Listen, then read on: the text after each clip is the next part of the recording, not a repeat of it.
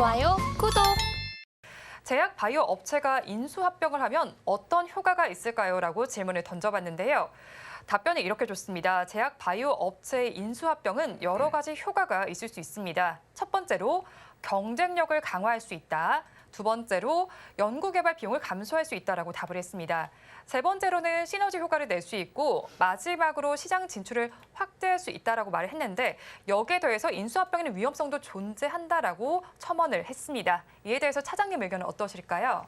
네, 챗GPT가 굉장히 많은 걸 알고 있어요. 많은 걸 알고 있죠. 인수가 아직까지도 사람에 비해서는 턱없는 부족한 인수를 집어넣었음에도 불구하고 굉장히 좋은 답변들을 정석적으로 내놓는다라는 부분에 있어서는 굉장히 긍정적인 효과들이 향후에도 크게 나타날 것 같아요. 근데 나중에는 이제 저 같은 사람의 자리도 위협할 수 있는 정도로 인공지능이 발달할 수도 있겠다라는 생각도 조금 들기도 하고요.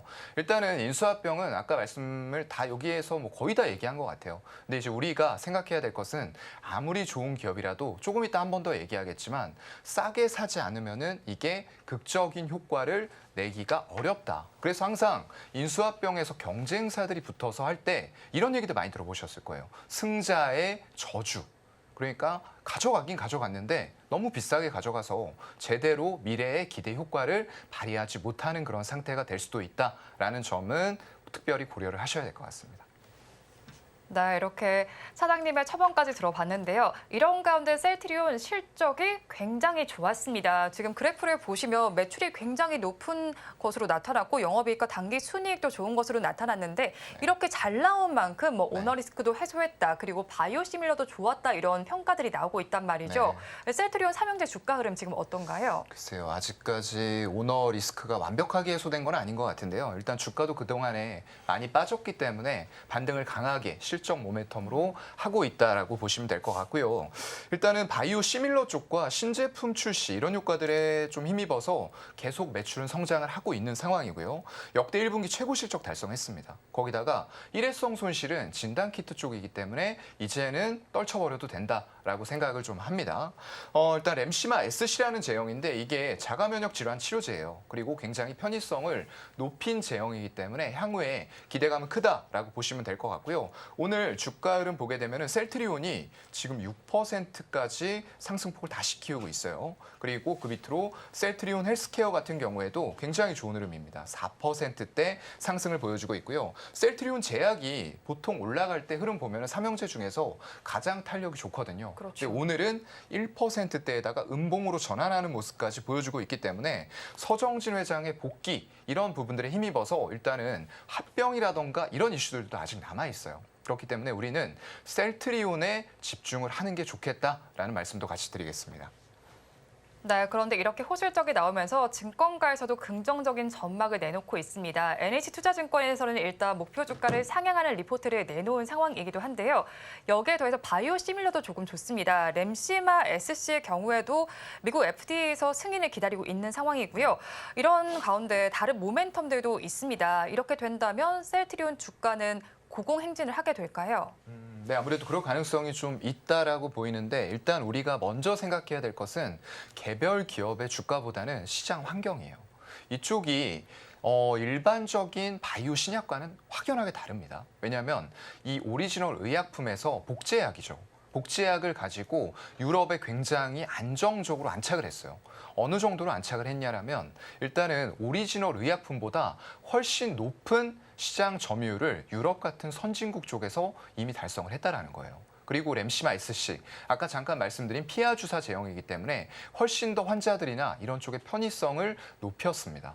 인슐린처럼 집에서 직접 본인이 주사를 해도 되는 그런 제형이거든요. 그렇다 보니까 이런 편의성 때문에 유럽에서는 당연히 점유율을 높여갈 거고요. 미국에서는 지금 FDA 승인 신청을 한 이후에 10월 정도 되면 윤곽이 드러날 거예요. 그럼 아마 허가가 난 이후에는 바로 판매로 돌입을 하게 될 텐데 그런 것들이 유럽도 물론 중요합니다. 하지만 우리가 세계 최대 바이오 의약품 시장은 어디죠? 미국입니다. 네. 그래서 미국에서의 성공 여부에 따라서 이 셀트리온의 주가가 그동안 실적을 굉장히 고르게 내왔음에도 불구하고 일단은 시장의 유동성 회수 분위기 때문에 상당히 힘들었어요. 그런데 지금 어떻죠? 연준 쪽에서는 일단은 금리를 인상하던 부분들을 멈출 수도 있다. 그리고 페드워치에 따르면은 7월에는 연준 쪽에서 오히려 0.25%의 금리 인하입니다. 인상 아니에요.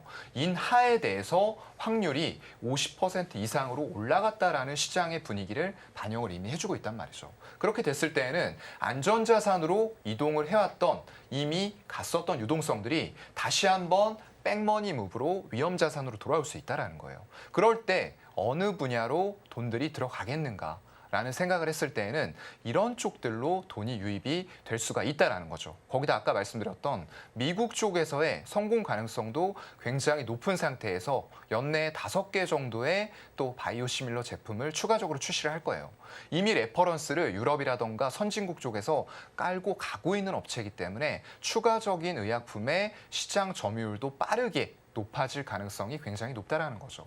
이런 것들을 바탕으로 했을 때에는 주가는 시장의 유동성을 바탕으로 해서 다시 한번 디밸류에이션을 받아왔던 주가가 다시 한번 높은 밸류에이션을 받을 수 있는 위치까지 올라갈 가능성이 있다라고 판단을 하고 있습니다.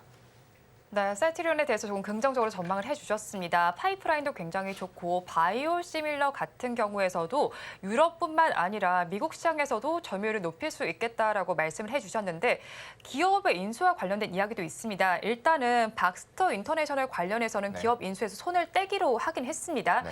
그런 와중에 또 서정진 회장은 뭐 글로벌 기업 인수를 하겠다라는 입장을 밝힌 만큼 이런 기업 인수전에서 관전 포인트는 어떻게 봐야 할까요? 네, 일단은 회사에서 벌어놓은 돈이 굉장히 많아요.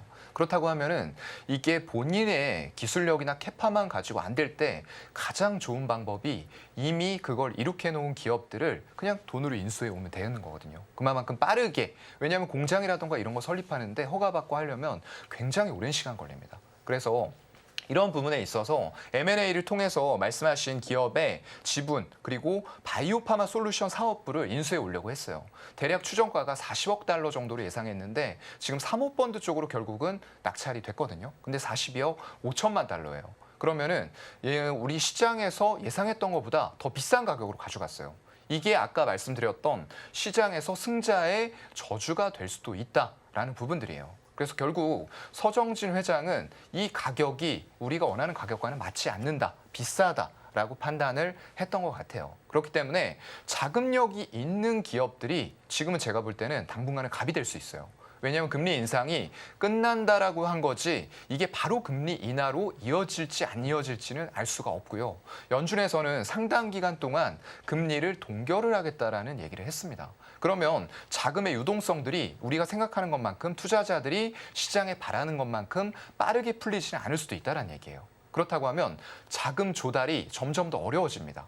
그렇게 됐을 때 기업들의 매물들은 시장에 많이 나올 거예요. 그런데 그걸 가져가려는 사람들은 더욱더 시장의 유동성이 없기 때문에 조금 더 싼 가격으로 가져가기를 원하는 분위기가 형성될 수도 있다는 겁니다. 그건 다시 말하면 셀트리온 같은 자금을 쥐고 M&A를 기다리고 있는 기업들에게는 더욱더 앞으로 많은 기회들이 펼쳐질 거고 거기에서 무리를 하지 않더라도 싸게 기업을 가져올 수 있는 기회들이 분명히 나타날 수 있을 거다라고 판단을 하고 있는 것 같아요.